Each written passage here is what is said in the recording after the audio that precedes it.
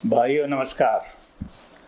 आज हम आपसे बात करेंगे कि ये जो कोरोना है जिसने पूरी दुनिया को तबाह कर रखा है, क्या इसका कोई धार्मिक रूप भी है।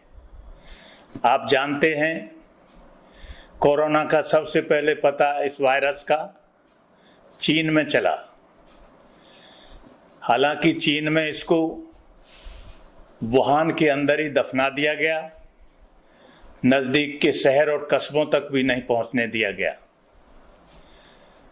लेकिन जैसा कि हम सब जानते हैं, किसी भी तरीके के रोगाणु वायरस वो सिर्फ किसी एक धर्म में विश्वास करने वाले लोगों को अपना शिकार बनाने के लिए सिर्फ नहीं आते। वो हम देख सकते हैं कि पूरी दुनिया के अंदर सारे ईसाई देशों में कोरोना ने अपना कहर बर्पा कर दिया है। तमाम इस्लामिक देशों को अपनी चपेट में ले लिया है। उसी तरीके से हिंदू धर्म को मानने वाले, सिख धर्म को मानने वाले सभी लोग कोरोना के खिलाफ जिंदगी मौत की लड़ाई लड़ रहे हैं। जाहिर है कोरोना जैसा वायरस धर्म को देखकर हमला नहीं करता, ये किसी जाति को नहीं देखता, ये किसी नस्ल को नहीं पहचानता, ये किसी रंग की पहचान नहीं करता। और आज इसीलिए पूरी दुनिया के गोरे, काले, पीले सभी नस्लों के लोग इसकी गिरफ्त में आ चुके हैं और लाखों लोग मारे जा चुके हैं, करोड़ों लोग मौत के घेरे में आ चुके हैं और पूरी दुनिया में समूची इंसानियत के सामने अस्तित्व का सवाल खड़ा हो गया है। लेकिन अफसोस हमारे देश में कुछ सांप्रदायिक ताकतें इस कोरोना को धर्म का रूप देने में कामयाब हो गईं। उन्होंने इस कोरोना वायरस को इस्लामिक ड्रेस पहनाई, उसको दाढ़ी लगाई, टोपी भी उड़ाई और एक तरीके से जमातियों को ही कोरोना वायरस करार दे दिया गया और इस तरीके से जमातियों के खिलाफ नफरत पैदा की गई और जमातियों के खिलाफ इस नफरत को समूचे मुस्लिम समुदाय के खिलाफ नफरत में बदल दिया गया। अफसोस की बात है हमारे देश का मीडिया, प्रिंट मीडिया, टीवी चैनलों के एंकर बहुत ही अपनी तमाम नैतिकताओं, पत्रकारिता की नैतिकता सबको खुंटी पर टांगकर बहुत बेशर्मी के साथ इनके इस घृणित अभियान में सहयोग देते रहे, बल्कि मुख्य भूमिका अदा करते रहे। साथियों, ये जो वायरस है इसने कई चीजों का खुलासा पूरी दुनिया में किया है। एक बात साफ जाहिर हो गई है कि इसके खिलाफ लड़ाई आपस में भेदभाव करके, धर्म और जाति के भेदभाव करके लड़ाई लड़ी नहीं जा सकती। लेकिन ये जो हिंदू धर्म के नाम पर अपने को हिंदू धर्म का ठेकेदार बताते हैं, उनकी तरफ से लगातार अभियान ऐसे दौर में भी चलाया गया। अल्पसंख्यक समुदाय के खिलाफ, जिससे ऐसा नफरत पैदा की गई और वो नफरत यहां तक पहुंच गई कि गली मोहल्लों कूचों में ठेला लगाकर सब्जी बेचने वाले, अपना धंधा करने वाले, उन सब के खिलाफ नफरत भर दी गई।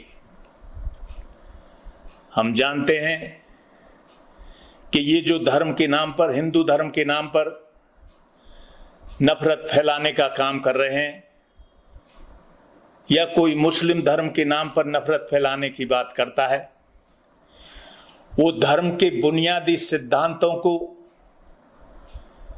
ताक पर रख के ये सब काम करता है। जैसे हम देख सकते हैं, उदाहरण के तौर पर हिंदू धर्म का बुनियादी सिद्धांत, मुख्य बुनियादी सिद्धांत क्या है? हिंदू धर्म की मुख्य बात है वसुधैव कुटुंबकम का नारा, यानी सारा संसार अपना परिवार है। दूसरा, इस सृष्टि को एक ईश्वर ने बनाया है। तीसरा, गरीबों पर दया करो। ये सिद्धांत हैं, इस धर्म के जो बुनियादी सिद्धांत हैं,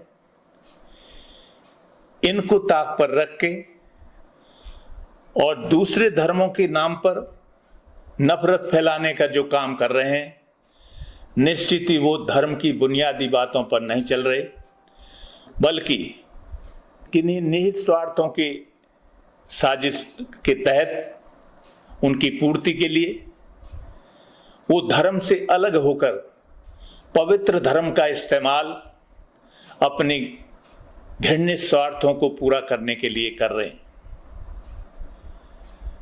हम जानते हैं कि इस तरह के जितने भी कट्टरपंथी हिस्से हैं दुनिया में, किसी भी धर्म के अंदर, उन सब की एक जैसी राजनीति होती है। धर्म के नाम पर कट्टरपंथी सोच के लोग धर्म को राजनीति के साथ घालमेल करके चलते हैं। इसका मतलब क्या होता है? इसका मतलब होता है जो धर्म की बुनियादी सिद्धांत है वो एक तरफ रख दिए गए और धर्म का इस्तेमाल राजनीति की पूर्ति के लिए करना शुरू कर देते हैं। आप खुद देख सकते हैं, कोरोना के टाइम जब सारी दुनिया में एक अजीब तरीके का कहर आ गया है, तो फिर से धर्म को राजनीति के साथ घालमेल करने के दो उदाहरण आपके सामने अभी देखे जा सकते हैं दुनिया के पैमाने पर। पहला, अमेरिका के राष्ट्रपति ट्रंप, जिन्होंने व्हाइट हाउस में एक ऐसा जमघट इकट्ठा किया जिसमें सभी धर्म के धर्माचार्यों को बुलाकर मंत्र पाठ कराए गए, प्रार्थनाएं कराई गई कोरोना को दूर भगाने के लिए। इसी और यहां हिंदू धर्म की पुरोधाओं ने भी इसे बड़ी गर्व के साथ, यहाँ के मीडिया ने, जो गोदी मीडिया है उसने भी बड़े गर्व के साथ इसको प्रचारित किया कि व्हाइट हाउस में भी वेद मंत्रों का उच्चारण कराया जा रहा है। असल बात ये नहीं है, असल बात यह है कि अपनी नाकामियों पर पर्दा डालने के लिए, उन्हें छिपाने के लिए पूरी दुनिया के सारे धर्मों का इस्तेमाल दुनिया की सबसे ताकतवर राजसत्ता की तरफ से किया गया, आंखों में धूल झोंकने के लिए। उसी तरीके से भारत की मोदी सरकार ने इसी बीच एक घोषणा की है कि अयोध्या में जो मंदिर ट्रस्ट अदालत के फैसले से बनाया गया है, उसमें दान करने वाले तमाम पूंजीपतियों को आयकर में 10% की छूट मिलेगी। इसके लिए आयकर की धारा 80G का इस्तेमाल किया गया है। यहां भी वही कोशिश है कि फिर से धर्म का इस्तेमाल, राम मंदिर का इस्तेमाल अपनी तमाम नाकामियों को छिपाने के लिए किया जाए। तो इस तरीके से साथियों, दो बड़ी स्पष्ट चीज हैं। एक तो धर्म को राजनीति के साथ घालमेल करेंगे, निश्चित वो धर्म का रूप नहीं होता, वो स्वार्थों की पूर्ति के लिए धर्म का इस्तेमाल होता है। दूसरा, धर्म और पाखंड में अंतर होता है। धर्म दूसरे धर्मों के खिलाफ नफरत की बात नहीं करते। धर्म इंसानियत के खिलाफ नफरत की बात नहीं करते। लेकिन जो पाखंडी होते हैं, जो अंधविश्वासी होते हैं, वो अंधविश्वासों और पाखंडों के जरिए ही, पाखंडों को और अंधविश्वासों को ही धर्म मानकर जनता को परोसने लगते हैं। हमारी नजर में धर्म व्यक्ति की निजी आस्थाओं का सवाल होता है, उसके निजी आस्थाओं से जुड़ा होता है, इसलिए उसका सम्मान होना चाहिए, पवित्र आस्थाएं होती हैं। लेकिन धर्म के खिलाफ उसको राजनीति में जब जोड़ते हैं तो उसके खिलाफ नफरत शुरू हो जाती है। इसलिए साथियों, आज के समय में हमारा फर्ज हो जाता है कि हम इस बारीकी को जानें, धर्म और राजनीति का घालमेल करने वालों को समझें, उनके चेहरों को पहचानें। दूसरा, पाखंड और धर्म के बीच के अंतर को समझें। पाखंडों के जरिए कुछ लोग अपने हितों की, स्वार्थों की पूर्ति करते हैं। वैसे भी कोरोना के संकट के दौरान इस धर्म के बारे में एक नई स्थिति पैदा हुई है। कोरोना ने, इस वायरस ने एक ऐसा हालात पैदा किया है कि तमाम दुनिया के धार्मिक स्थल, वो किसी भी धर्म के हैं, उनमें पूजा पाठ, प्रार्थनाएं, भजन कीर्तन आज लॉकडाउन के तहत सब बंद पड़े हुए हैं। विश्वास है धर्मों का, इस ब्रह्मांड को दुनिया की किसी सर्वशक्तिमान ताकत ने बनाया है। लेकिन आज इस कोरोना ने वो जो सर्वशक्तिमान ताकत है, जिसकी आस्था में लोग उसकी पूजा पाठ के लिए पूजा स्थलों का निर्माण करते हैं, उनमें भजन पूजा और कीर्तन करते हैं, उन सब को बंद कर दिया, उन सब पर अंकुश लगा दिया। आखिर कौन सी ताकत है ये? क्या उस सर्वशक्तिमान ताकत से भी बड़ी ताकत है? अगर उस सर्वशक्तिमान ने इस कोरोना को बनाया है तो निश्चित ही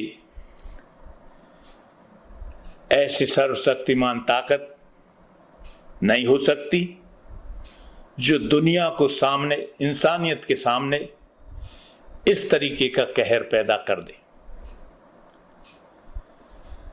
ये नया संकेत है, नई बात है, और इसमें निश्चित तौर पर आज के युग में लोग, जनता नए तरीके से सोचना शुरू करेगी और वैज्ञानिक दृष्टिकोण की तरफ उसका विवेक बढ़ेगा। हम ये उम्मीद करके चलते हैं। साथियों, इस कोरोना ने सिर्फ धर्म के मामले में ही नहीं, इसने जो सांप्रदायिक ताकतें धर्म को अपना आधार बनाकर और धर्म के आधार पर राष्ट्र का निर्माण की बात करती हैं, जैसे हिंदुस्तान में हिंदुत्व का नारा देकर हिंदू राज्य की स्थापना की बात करने वाली ताकतें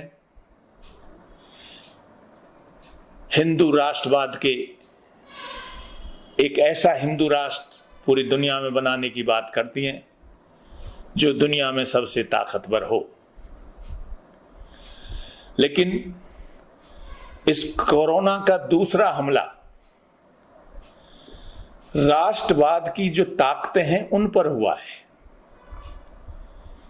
आप जानते हैं कितना सशक्त राष्ट्र, अमेरिका जैसा सशक्त राष्ट्र जिस पर हथियारों के अंबार हैं, जो अकेला ही पूरी पृथ्वी को कई बार ध्वस्त करने की हथियारों का जमावड़ा अपने पास रखता है, आज कोरोना ने इसको किस स्थिति पर डाल दिया है? हाहाकार बचा हुआ है, कोई रास्ता अभी तक नहीं सूझ रहा है। इसका क्या मतलब है? इसका मतलब है कि राष्ट्र कोरोना जैसी प्राकृतिक आपदाओं का मुकाबला कोई एक राष्ट्र कितना ही ताकतवर हो, वो उसका मुकाबला नहीं कर सकता। वो चाहे हथियारों के बल पर राष्ट्र बना हो, चाहे धर्म के आधार पर राष्ट्र बना हो, वो इसका मुकाबला नहीं कर सकते, क्योंकि कई इस्लाम के नाम पर बने इस्लामिक राज्यों में भी कोरोना का कहर जारी है। इसलिए ये नारा थूथा नारा है। धर्म के आधार पर कभी राष्ट्र बनाए भी नहीं जा सकते, बनते भी नहीं हैं। अगर धर्म के आधार पर राष्ट्र बनते तो निश्चित तौर पर तमाम ईसाई देशों का एक ही राष्ट्र होता, तमाम इस्लामिक देशों का एक राष्ट्र होता। नेपाल और हिंदुस्तान दो अलग अलग देश नहीं होते। धर्म के आधार पर पाकिस्तान बनने के बाद बांग्लादेश दोबारा देश अलग देश नहीं बनता। इसलिए कभी भी धर्म के आधार पर राष्ट्र नहीं बनाए जा सकते। ये हमारी धार्मिक लोगों की धार्मिक भावनाओं का इस्तेमाल अपनी स्वार्थी राजनीति की पूर्ति के लिए किया जाता है, जिसे हमें समझना होगा और इसे ठुकराना होगा। साथियों, आज हिंदुस्तान में हमारे सामने ये चुनौती है। अगर राष्ट्र, चूंकि जब हमारा हिंदुस्तान राष्ट्र के रूप में प्रकट हो रहा था तो हर धर्म, हर मजहब, हर जाति, हर कबीले, हर बिरादरी के लोग, हर क्षेत्र के लोग आजादी की लड़ाई में शामिल थे, जिसके संघर्ष के दौरान भारतीय राष्ट्र के निर्माण हो रहा था। हमें यह अंतर समझना पड़ेगा कि पूंजी के बल पर बनाए गए, दुनिया में खड़े किए गए राष्ट्र और संघर्ष के बल पर, साम्राज्यवाद के खिलाफ किए गए संघर्ष के बल पर बनाए गए राष्ट्र, इनमें अंतर है। यहाँ राष्ट्र का निर्माण हो रहा था। हर तरह के लोग इसमें शामिल थे। गाय को पूजने वाले लोग भी शामिल थे और गाय का भोजन की तरह इस्तेमाल करने वाले लोग भी शामिल थे। छुआछूत के उस समय शिकार लोग वो भी शामिल थे और छुआछूत करने वाले लोग भी शामिल थे। उस समय दुर्गा को पूजा करने वाले लोग भी शामिल थे और महिषासुर की पूजा करने वाले लोग भी शामिल थे। आजादी की लड़ाई में, अंग्रेजों के खिलाफ संघर्ष में, एक ऐसे आधुनिक राष्ट्र का निर्माण हो रहा था संघर्ष के दौरान जिसने राष्ट्र का रूप लिया। लेकिन अफसोस, हमारे देश में पूंजीवादी भूस्वामी सत्ता की स्थापना के बाद जनता की इस राष्ट्रीय भावना को लगातार कमजोर किया जाता रहा और पूंजीवादी लूट के रास्तों को, पूंजीवादी लूट को बढ़ावा दिया जाता रहा। इसका नतीजा कांग्रेस जो आजादी लाई थी,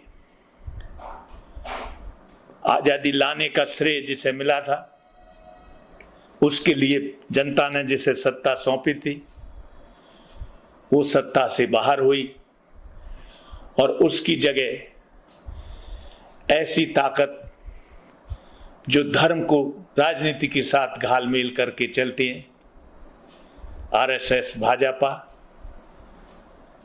इनको सत्ता हासिल करने का मौका मिला। और सत्ता में आने के बाद, चूंकि हम जानते हैं आजादी की लड़ाई में इन ताकतों का किसी तरीके का कोई योगदान नहीं था। राष्ट्रवाद की लड़ाई में इनकी कोई भूमिका नहीं थी। इसलिए आज भी जो भारी कुर्बानियों से बना राष्ट्र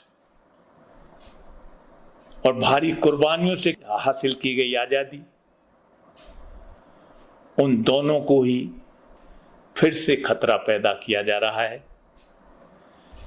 हमारे तमाम किसानों को, तमाम नौकरी से अब भगा दिए लोग मजदूरों को, हजार हजार किलोमीटर पैदल सड़कों पर चल रहे मजदूरों को, तमाम छात्रों, नौजवानों को, कर्मचारियों को, बुद्धिजीवियों को, तमाम छोटे दुकानदारों, व्यापारियों को समझना होगा राष्ट्र का आधार 3 चीजें होती हैं: समानता, भाईचारा और जनतंत्र। और आज के दौर में इन तीनों पर ही हमला केंद्रित हो रहा है। विश्व की वो लुटेरी ताकतें आज सत्ता पे मौजूद लोगों के जरिए हमारे देश के तमाम संसाधनों को लूटने का कोशिश कर रही हैं, उनको छूट दी जा रही है। हमारे भाईचारे को खत्म करने के लिए एक के बाद एक हमला किया जा रहा है। हमारे जनतंत्र को रौंदने के लिए तमाम कोशिशें और षड्यंत्र शुरू हो चुके हैं। निश्चित ही तमाम किसानों, मजदूरों, कर्मचारियों, तमाम दुकानदारों, व्यापारियों, बुद्धिजीवियों, छात्रों, नौजवानों, सारे मेहनत करने वाले, देश से प्यार करने वाले लोगों की साझा एकता, विशाल एकता और साझा संघर्षों के बल पर हम देश की एकता, अखंडता को बचा सकते हैं, भाईचारे को बचा सकते हैं और देश को टूटने और लुटने से बचा सकते हैं। बहुत बहुत धन्यवाद।